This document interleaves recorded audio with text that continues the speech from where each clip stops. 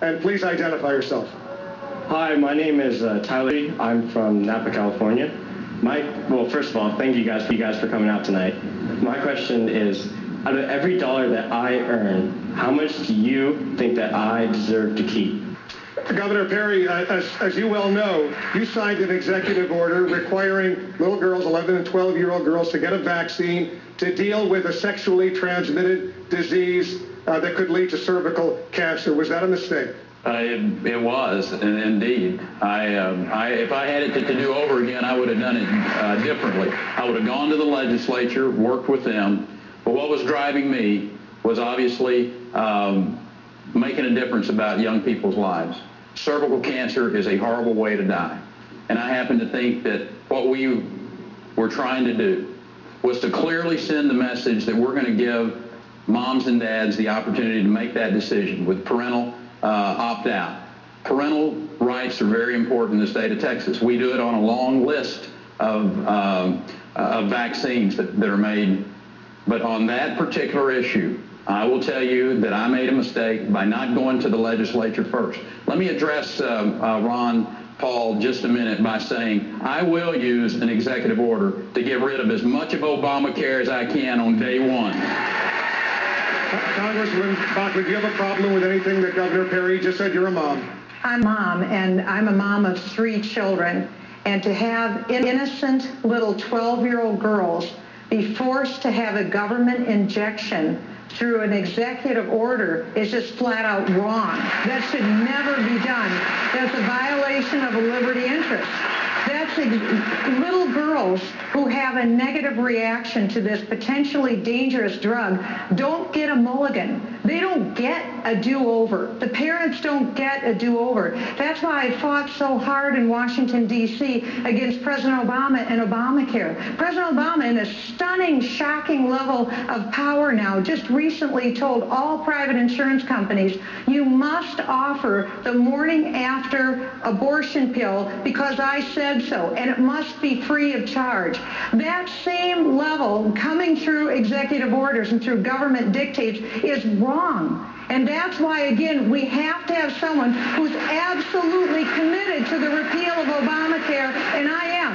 I won't rest until it's repealed. Governor Perry, respond. Was what you signed into law, that vaccine for 11 and 12-year-old girls, was that, as some of your critics have suggested, a mandate? No, sir, it wasn't. It was very clear it had an opt-out. And at the end of the day, this was about trying to stop a cancer and giving the parental option to opt out of that. And at the end of the day, you may criticize me about the way that I went about it, but at the end of the day, I am always going to err on the side of life. And that's what this was really all about. Senator Santorum, go ahead. Can I add to that, Wolf? Can I add to that? Hold on a second. First Congresswoman Bachman, then Senator Santorum. I just wanted to add that we cannot forget that in the midst of this executive order, there was a big drug company that made millions of dollars because of this mandate. We can't deny that. What are you suggesting? What I'm saying is that it's wrong for a drug company because the governor's former chief of staff was the chief lobbyist for this drug company. The drug company gave thousands of dollars in political donations to the governor, and this is just flat out wrong. Right. The question is it about life or was it about millions of dollars and potentially billions for a drug company? All right, I'll let Senator Santorum hold off for a second. You got to respond to that. Yes, sir. The company was Merck. And it was a $5,000 contribution that I had received from them. I raised about $30 million. And if you're saying that I can be bought for $5,000, I'm offended. I'm offended for all the little girls and the parents that didn't have a choice. That's what I'm offended for. Yeah, I think we need to hear what Governor Perry's saying. He's saying that his policy was right. He believes that what he did was right. He thinks he's going about it the wrong way. I believe your policy is wrong. Why, ladies and gentlemen, why do we inoculate people with vaccines at public schools? Because we're afraid of those diseases being communicable between people at school. And therefore, to protect the rest of the people at school, we have vaccinations to protect those children. Unless Texas has a very progressive way of communicating diseases in their school by way of their curriculum, then there is no government purpose served for having little girls inoculated at the force and compulsion of the government. This is big government run amok. It is bad policy, and it should not have been done.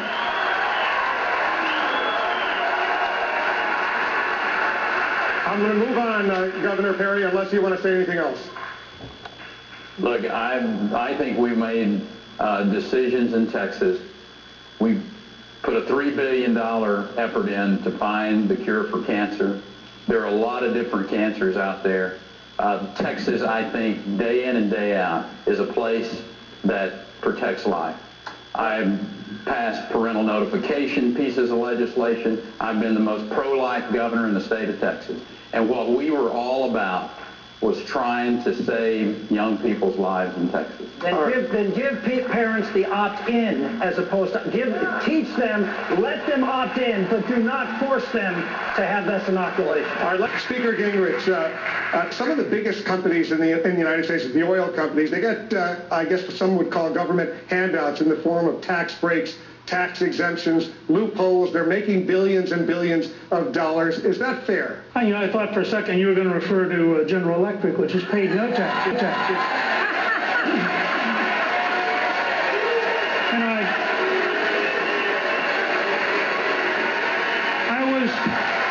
I was astonished the other night to have the president there in the joint session with the head of GE sitting up there, the president talking about taking care of loopholes.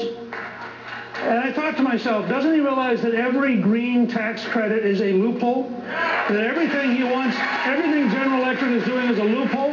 Now, why did we get to brakes for ethanol, brakes for oil and gas, et cetera? We got to them because of this idea which the young man just represented. If we make it possible for you to keep more of your own money, you will do more of it. We have a simple choice. We can depend on Saudi Arabia, Iran, Iraq, Venezuela, or we can encourage development in the United States of manufacturing, as Rick said. We can encourage development of oil and gas. We can do it by saying, we're going to let you keep more of your money if you create more of what we want. I'm for an energy-independent America, and that means I favor people who create energy. Mr. Kane. Yes. This economy is on life support. We need a bold solution, not one that tinkers around the edges, not one that allows the politicians to continue to pick winners and losers. I believe we throw out the entire tax code and put in my 999 plan. 999, a 9% business flat tax, a 9% personal income tax, and a 9% national sales tax. Now, I've been told by some people, well, you can't get that done. I say, why? Well, because you don't know how Washington works. Yes, I do. It doesn't. The American people are ready to do something bold. We need a bold solution in order to get this economy growing at the maximum rate. I agree with many of the others up here who say, you get the government out of the way, American entrepreneurship, American businesses, they will create the jobs if we provide some certainty. Senator Santorum, respond, because I know you strongly disagree. On your website on 9/11, you had a blog post that basically blamed the United States for 9/11. On your website yesterday, you said that it was our actions that brought about the actions of 9/11. Now, Congressman Paul, that is irresponsible. A president of the United States someone who's running for the president of the United States in the Republican Party should not be parroting what Osama bin Laden said on 9/11. We should have, we are not being attacked, and we were not attacked because of our actions. We were attacked, as Newt talked about, because we have a civilization that is antithetical to the civilization of the jihadists. And they want to kill us because of who we are and what we stand for. And we stand for American exceptionalism. We stand for freedom and opportunity for everybody around the world, and I am not ashamed to do that. 30 seconds, Mr. Paul. As long as this country follows that idea, we're going to be under a lot of danger. This whole idea that the whole Muslim world is responsible for this and they're attacking us because we're free and prosperous. That is just not true. Osama bin Laden and Al-Qaeda have been explicit. They have been explicit, and they wrote and said that we attacked America because you had bases on our Holy Land in Saudi Arabia. You do not give Palestinians a fair treatment, and you have been bombing. I didn't say that. I'm trying to get you to understand what the motive was behind the bombing. At the same time, we had been bombing and killing hundreds of thousands of Iraqis for 10 years. Would you be annoyed? If you're not annoyed, then there's some problem. All of you profess to be pro-business candidates for president. Can you be pro-worker at the same time? Mr. K.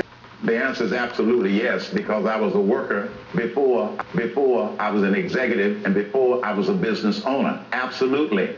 And when I ran the National Restaurant Association, it is a collection of small businesses. Godfather speaks us the same way. When I ran a region for Burger King, one restaurant is the basic fundamental business unit in this country. And so, yes, I know how to be pro-worker because I came from a pro-worker family.